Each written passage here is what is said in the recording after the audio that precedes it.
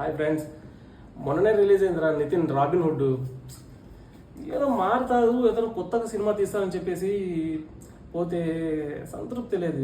పెట్టిన డబ్బుకి అసలు సంతృప్తే లేదు. అసలు యాజ్ యూజువల్ నార్మల్గా కిక్ సినిమాలు ఏ విధంగా డబ్బులు దొంగతనం చేసి పేదవాళ్ళకి పిల్లలకి హెల్ప్ చేస్తారో అదే కాన్సెప్ట్ స్టార్టింగ్లో పెట్టాడు. దాని తర్వాత వేరే పల్లెలో ఎవడో ఒకడు విలన్ ఉంటాడు, ఎదిరించి ఆ ల్యాండ్ని తీసుకుని కబ్జా చేసుకుంటాడు. సో హీరో ఇప్పుడు డైవర్ట్ అయ్యి అక్కడికి పోతాడు.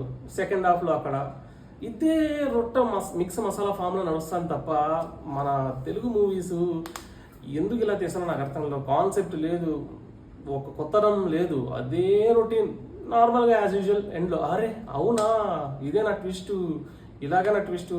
ఇప్పుడు 2010, 2012, 2015 ఈ విధంగా తీసిన సినిమాలు మళ్ళీ అవే వస్తున్నాయి. కొత్త కాన్సెప్ట్ రావటం లేదు, ఏదైనా కొత్త ట్విస్ట్ పెడుతున్నారు అంతే. కామెడీ వచ్చేసి రాజేంద్ర ప్రసాద్, వెన్నెల కిషోర్ గారు ఉండడం వల్ల కొంచెం సినిమా బాగా నడిచింది, అంతేగాని సినిమా అంటూ ఒక్కసారి చూడొచ్చు, ఒక్కసారి ఓపిక. పాటలు ఏం లేవు. ఆ అమ్మాయి శ్రీలీల ఎందుకు పెట్టినారో నాకు అర్థం కావట్లేదు. హీరోయిన్ అంటే యాక్ట్రెస్ రిలేటెడ్ డామినేషన్ కావచ్చు, ఒక పర్ఫార్మెన్స్ కావచ్చు, మన తెలుగు సినిమాలో రాదనుకుంటాను నాకు తెలిసి. ఐటమ్ సాంగ్లకి వీటికి తప్ప దీన్ని పెట్టడం లేదు. చాలా బాధగా ఉంది.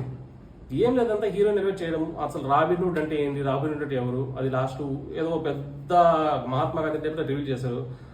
అంత అవసరం కూడా లేదు, ఎందుకంటే స్టోరీ బలం లేదు. అసలు చెప్పి రిపీట్ చేసింది చేస్తున్నాడు. అంతగా కొత్తగా అనిపించలేదు.